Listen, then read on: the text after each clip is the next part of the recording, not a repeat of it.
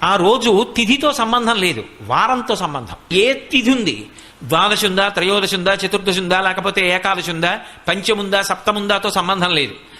చివరికి వచ్చేస్తుంటుంది శుక్లపక్షం. పౌర్ణమి ముందు శుక్రవారం ఏమొస్తుందో ఆ శుక్రవారం నాడు వరలక్ష్మీ వ్రతం చేస్తారు. వరలక్ష్మీ వ్రతం చెయ్యడానికి అసలు ఈ వ్రతం ఉన్నది అని మొట్టమొదట లక్ష్మీదేవి ఎవరికి చెప్పింది? చారుమతికి చెప్పింది. తెల్లవారు లేస్తే మనం కథ చదువుతాం. చారుమతి ఆ మాటకు అర్థం ఏమిటి? నిజానికి అద్భుతమైనటువంటి పేరు, ఆడపిల్లలకి పెట్టడానికి పరమయోగ్యమైనటువంటి పేరు చారుమతి. ఎంత చక్కటి పేరు! చారు అంటే సత్, మంచి అని, చాలా చక్కటి ఆలోచన కలిగినది, విశాల బుద్ధి కలిగినది. మతి బుద్ధి, మంచి బుద్ధి కలిగిన పిల్ల, దానికి అర్థం చారుమతి. చారుమతి నిద్రపోతున్నటువంటి చారుమతి కలలోకి వచ్చింది లక్ష్మీదేవి. వచ్చి కల్పం చెప్పింది, ఇలా చెయ్యి పూజమ్మా, నా పూజ నిన్ను అనుగ్రహిస్తానమ్మా అంది. ఎందుకు చెప్పింది అంటే వ్యాసుల వారు పురాణంలో కొన్ని విషయాలు చెప్పారు. చారుమతినే ఆవిడ ఎందుకు ఎంచుకుంది అంటే, ఆవిడ పతివ్రత, మహాపతివ్రత. మహాపతివ్రత అంటే ఎప్పుడు భర్తని అనుగమిస్తుంది. ఏ పని చేసినా భర్త సంతోషిస్తాడా సంతోషించడా అది ఆలోచిస్తూ ఉంటుంది. ఆమెకి ఆ పతి శుశ్రూష యందు రత అంటే అంతకన్నా సంతోషం ఆవిడికి ఇంకొకటి లేదు.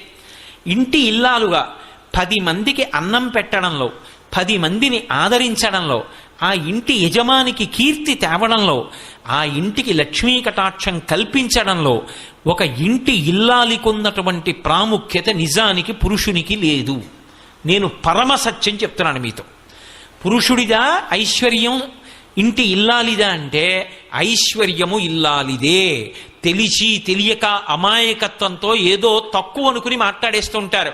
అసలు నిజానికి వాళ్ళకి వేసినంత పెద్దపీట పురుషుడికి శాస్త్రం వెయ్యలేదు. ఎందుచేత అంటే, నా ఇంటికి ఒక అతిథి వచ్చాడు అనుకోండి, నా ఇంటికి అతిథి వస్తే ఆ అతిథి కడుపు నిండా అన్నం తిని వెళ్ళాడన్న తృప్తి నాకు దేని చేత కలుగుతుంది? నా పత్ని సంతోషంగా అన్నం వండి 4 పదార్థాలు చేసి వచ్చిన వాళ్ళకి కొసరి వడ్డించి కడుపు నిండా పెడితే ఆయన 4 మాటలు త్రేయించాడు అనుకోండి, ఆ త్రేణుపులు ఉన్నాయా అని వింటూ ఉంటాట పూజామందిరంలోంచి ఈశ్వరుడు. నన్ను నమ్ముకున్నవాడొకడు ఈ ఇంట్లో కూర్చుని త్రేయించాడు, కాళ్ళు కడుక్కుని చేతులు కడుక్కుని వెళ్ళాడు.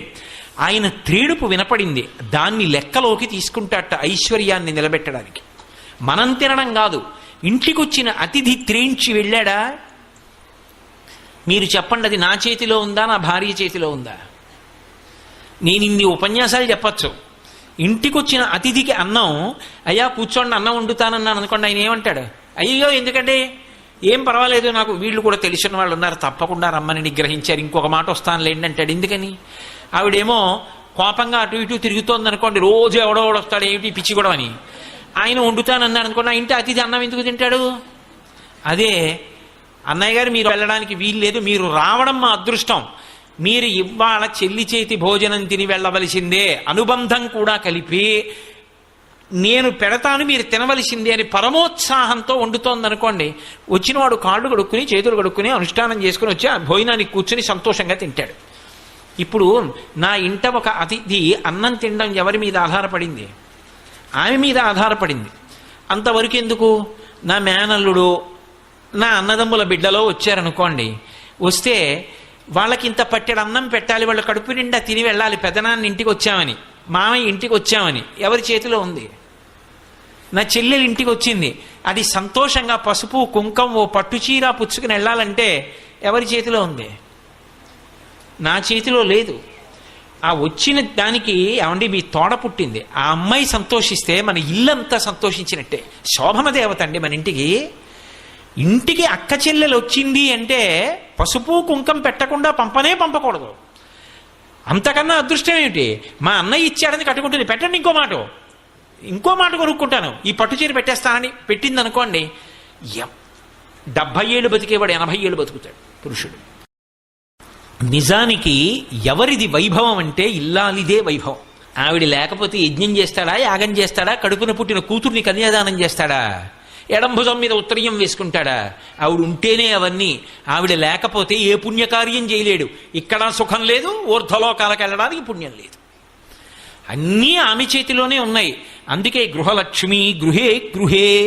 అసలు ఇంటికి లక్ష్మీదేవి ఎవరు అంటే ఇల్లాలే లక్ష్మి. అందుకే పీటల మీదకి వెళ్ళినప్పుడు పెళ్లి కొడుకు నడిచి వెళ్ళిపోతాడు, పెళ్లి కూతురు నడిచి రాదు, పద్మంలో కూర్చోబెట్టి తీసుకొస్తారు. ఎందుకంటే ఆయన లక్ష్మి, ఆమె నడిచి రాకూడదు. మేనమామలు ఎత్తి తీసుకొస్తారు. అంత సుసంపన్నమైనటువంటి ధర్మం మంది. అటువంటి లక్షణములు కలిగినది చారుమతి కాబట్టి చారుమతికి లక్ష్మీదేవి కలలో కనపడింది. అమ్మా, నువ్వు పతి శుశ్రూష చేయడంలో రమించిపోయేటటువంటి లక్షణం ఉన్నదానివి. పైగా కళావతి సావిదుషి సతతం మంజుభాషిణి చారుమతి లక్షణాలు చెప్పారు. ఆవిడ కళావతి, కళలో ప్రవేశం ఉంది. భర్తగారు పూజ చేసుకుంటున్నాడు అనుకోండి, నీరాజనం గంట వినిపించింది అనుకోండి, ఆవిడ వచ్చి కూర్చుంటుంది. గీతం శ్రావయామి అన్నాడు అనుకోండి, ఆయన చక్కగా ఆవిడ అక్కడ కూర్చుని ఓ కీర్తన పాడుతుంది. ఆవిడ కీర్తన పాడుతుంటే ఆయన అలా కూర్చుని అప్పటి వరకు పూజ చేసి ఉన్నాడు కదూ, కంజదలాయతాక్షి కామాక్షి అని పాడుతోంది అనుకోండి, ఆయన కళ్ళు మూసుకుని ఆ పాట వింటూ అప్పటి వరకు పూజ చేసి చేసి చేసి చేసి ఆర్ద్రతతో ఉన్నాడేమో. ఆ అమ్మవారు కుంజరగమని అంటే కామాక్షి శుక్రవార మంటపంలో అమ్మవారు నడిచి వెడుతుంటే కాళ్ళకి పెట్టుకున్న గజ్జల చప్పుడు ఇక్కడ వింటూ మురిసిపోతాడు. ఇప్పుడు కళావతి, ఆవిడకో పాట వచ్చు, పాడింది. ఆవిడికి వీణ వాయించడం వచ్చు, ఇవాళ పాట పాడింది, రేపు వాద్యం ఘోషయామి కాసేపు వీణ వాయిస్తుంది. ఆయన పూజలో పక్కనే అనుగమిస్తుంది. అనుగమించి ఆయనకి ఏం కావాలో ఆయన అడగక్కర్లేదు, అలా అందిస్తుంది. ఇద్దరూ కలిసి తరించిపోతారు. అందుకు చిటికిన వేలు పట్టుకు నడిచారు ఇద్దరు. అది జీవితంలో ఒక్కరోజు అలా అనుభవించింది లేదనుకోండి, ఏమి దాంపత్యం అని అలా దాంపత్యం. ఒక్కరోజు అలా కూర్చుని పూజ చెయ్యలేదు, అలా ఆయన అడగలేదు, ఆవిడ ఇవ్వలేదు. ఎందుకు ఇంకా అది, దానిలో ఏమి సంతోషం ఉంది అసలు? కాబట్టి కళావతి సావిదుషి, ఆమె మంచి ఆలోచన చెప్తుంది. పక్షపాత బుద్ధి లేదు, మా వాళ్ళు మీ వాళ్ళు అన్న బుద్ధితో ఉండదు. మంచి బుద్ధితో ఆలోచిస్తుంది. ఇవి చేస్తే మా ఆయన కీర్తి నిలబడుతుంది, ఆయన వృద్ధిలోకి వస్తారు, ఆయన ఆయువు నిలబడుతుంది. కాబట్టి నేను ఆయనకి ఈ సలహా చెప్పాలి. మంచి ఆలోచనలు చెప్తుంది. సావిదుషి సతతం మంజుభాషిణి. ఆమె ఏది మాట్లాడినా కర్కశంగా ఉండదు, పరమ మృదువుగా చిరునవ్వులు నవ్వుతూ చక్కగా మాట్లాడుతుంది. అందుకే అసలు ఒక ఇంటి లక్ష్మిదే ఏ కారణం చేత నిలబడుతుందో తెలుసా? నేను చెప్పట్లేదు ఈ మాట, మహాభారతంలో చెప్పిన మాట చెప్తున్నా. లక్ష్మీదేవి ఏ ఇంట స్థిర నివాసం ఉంటుంది అంటే, ఏ భార్య భర్త కీచులు అడుకోరో, అస్తమానం నింద చేసుకోరో. ఆయనకేం తెలుసండి, మా పుట్టింట్లో బోల్డన్ని పూజలు, కానీ ఆయనకేం తెలుసు, నన్ను చూసి నేను మా అత్తారింటికి వచ్చిన తర్వాత నమస్కారం పెట్టాలని నేర్చుకున్నారు అందనుకోండి. ఎందుకు ఆ పూజలన్నీ? ఈశ్వర స్వరూపుడైన భర్తను నింద చేసేదానికి. లక్ష్మీదేవి పూజ చేసి బయటికి వచ్చి భార్యని నింద చేశాడనుకోండి, ఎందుకు ఆ పూజ? నీ ఇంటి లక్ష్మి ఆవిడ సంతోషపడడానికి నువ్వు చేసిన లక్ష్మీ పూజ ఎవరికి పనికి వస్తుంది? వాళ్ళిద్దరూ ఉల్లాసంగా ఉన్నారనుకోండి, సంతోషంగా ఉన్నారనుకోండి, అంతకు మించిన లక్ష్మి ఇంకొకటి లేదు. అందుకే విశ్వనాథ సత్యనారాయణ గారి 1000 పడగ నవల్లో ఒక మరచెంబు రడ్డు పెట్టి దాంపత్యాన్ని చూపించారు. ఎంత ఉన్నది అని కాదు, ఆ ఉన్న రోజులు సంతోషం, ఆ లేని రోజులు మధురమైనటువంటి అనుభూతి. ఆ లేని రోజులు కూడా దాంపత్యంలో మధురమైన చిగురుటాకులు, అవి ఇప్పుడు పండిపోయి పచ్చగా అయిపోయి రాలిపోయి ఇప్పుడు పెద్ద వటవృక్షమై నిలబడ్డారు ఇద్దరు. ఆ చెట్టు కింద ఎందరో బాటసారులు సేద తీరుతున్నారు. కానీ వాళ్ళలా వృద్ధిలోకి రావడానికి కారణం వాళ్ళిద్దరి మధ్య ఉన్న అన్యోన్యత, ఆ సంతోషం, ఆ ప్రేమ, ఒకరి మీద ఒకరికి ఉన్నటువంటి ఆ నిండుతనం, దాని చేత లక్ష్మీదేవి నిలబడుతుంది తప్ప అసలు భార్యాభర్తలు ఇద్దరూ అస్తమానం దెబ్బలాడుకునే చోట లక్ష్మీదేవి నిలబడదు. కాబట్టి మంజుభాషిణి, ఒక్కొక్కసారి తిరస్కరించవలసి రావచ్చు, ఇది కుదరదు చెయ్యలేను అని చెప్పవలసి రావచ్చు, ఇది చెయ్యకండి అని చెప్పవలసి రావచ్చు. కానీ అది చెప్పడంలో ఒక అందం ఉంటుంది. అది ఆ సరళంగా మాట్లాడినటువంటి తీరు ఆకర్షిస్తుంది. మీరు ఏదో ఒక విషయం చెప్పాలనుకున్నారనుకోండి, అయ్యా మీరు చెప్పిన ప్రవచనం విని నాకు లక్ష్మీ కటాక్షం గురించి ఒక్క ఆలోచన వచ్చింది, మీతో పంచుకోవచ్చా అని అడిగారనుకోండి, అయ్యో ఏమిటి చెప్పండి అంటాను. మీరు చెప్పిన కన్నా ఇలా కూడా చెప్పచ్చు అనిపించింది అన్నారనుకోండి, నేను ఇప్పుడు పనిలో ఉన్నాను, మీరు తర్వాత మాట్లాడతారు కానీ అంటారు. మాట్లాడడంలో తేడా. మాట చేత దగ్గరికి చేరాలా, మాట చేత దూరంగా పోవాలా అన్నది నిర్ణయింపబడుతుంది. అందుకే ఆ మాట కూడా ఏమిటి అంటే లక్ష్మి. నీకు కటాక్షం ఎందుకు వచ్చింది? ఒకరికి దగ్గరయ్యావంటే మాట తీరు, ఒకరికి దూరంగా పోయావంటే మాట తీరు.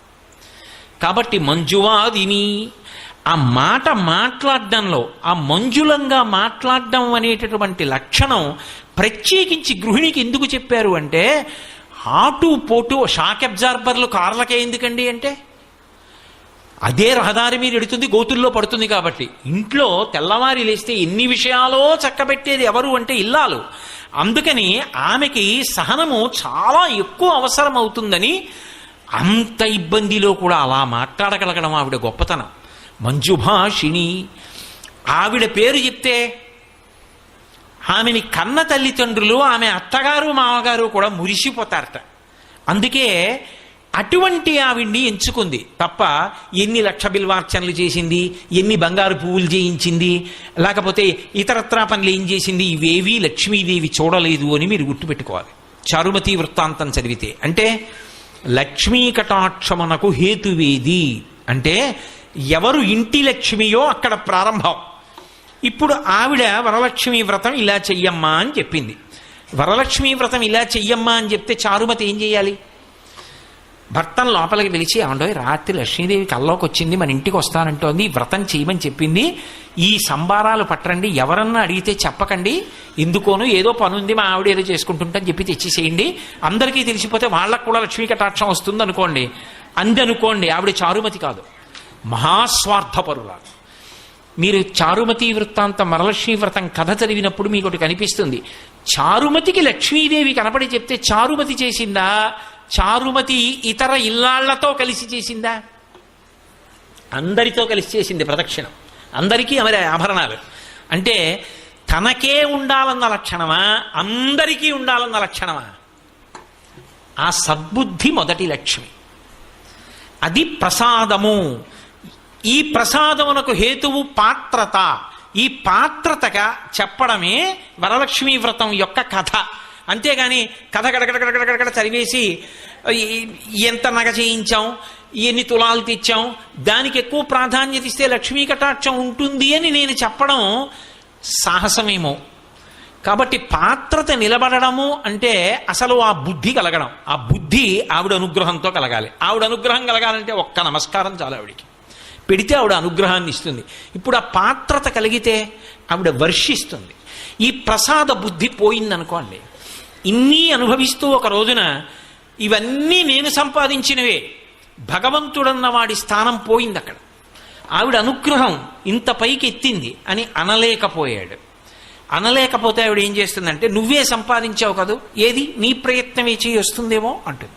ఇప్పుడు సిరిదా వచ్చిన వచ్చును సలలితముగ నారికేళ సలిలము భంగిన్, సిరిదా పోయిన పోవును కరివెంగిన వెలగపండు కరణిని సుమతి. అప్పుడు బుద్ధి చెప్తుంది.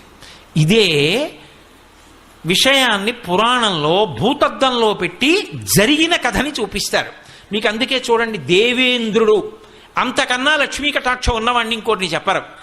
అంత లక్ష్మీ కటాక్షం ఉన్నటువంటి దేవేంద్రుడు ఒకానొకప్పుడు ఐరావతం మీద వెళ్ళిపోతున్నాడు. వెళ్ళిపోతున్నప్పుడు దుర్వాసో మహర్షి ఎదురుగుండా వచ్చారు. మహానుభావుడైన గొప్ప ఉపాసకుడు, తెల్లవారి లేస్తే భగవంతుణ్ణి అర్చించగలిగినవాడు, భగవంతుని యొక్క అనుగ్రహానికి పాత్రుడైనవాడు. ఆయన ఒక పుష్పహారాన్ని తీసుకొచ్చి దేవేంద్రుడికి ఇచ్చాడు. ఇది భగవన్ నిర్మాల్యం, ఈశ్వరుడి మెడలో వేసుకున్నటువంటి హారం. ఈ హారం తీసుకో ప్రసాదం అని ఇచ్చాడు. ఆయనకి భగవతి ఇచ్చింది. ఆ హారాన్ని ఇంద్రుడికి ఇచ్చాడు. ఎందుకు ఇచ్చాడు అంటే, అది ఇంద్రుడు తీసుకుని కళ్ళకద్దుకొని ఒకసారి తల మీద పెట్టుకుని పక్కన పెడితే ఆ అనుగ్రహం ఆయన యందు ప్రవేశించి ఆ ప్రసాద బుద్ధి చేత ఆయన బాగా నిలబడితే దేవతలు రక్షింపబడితే లోకాలు రక్షింపబడతాయని దుర్వాసో మహర్షి ఆలోచన. సద్బుద్ధితో ఇచ్చాడు. ఇదే సత్యనారాయణ వ్రతకథ. ప్రసాదము అనుగ్రహము. అనుగ్రహం అక్కర్లేదండి, భర్త దొరకలేదు.